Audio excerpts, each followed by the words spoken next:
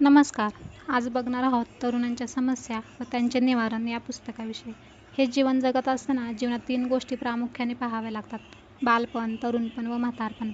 यामध्ये महत्त्वाचे म्हणजे तरुणपण असते, कारण आयुष्यात काही करायचे असेल तर आपण ते फक्त तरुणपणातच करू शकतो.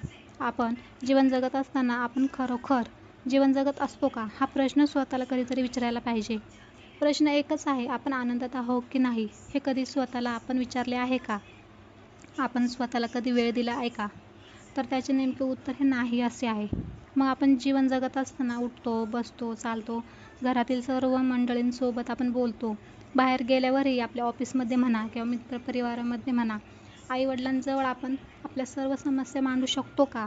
तर आपण सर्वच गोष्टी आईवडिलांजवळ सांगत नाही, कारण आपल्याला ज्या गोष्टीची भीती वाटते, नेमकी तीच गोष्ट जर होत असेल तर ती सांगावी की नको यावर आपण चिंतन करतो, मनन करतो, विचार करतो.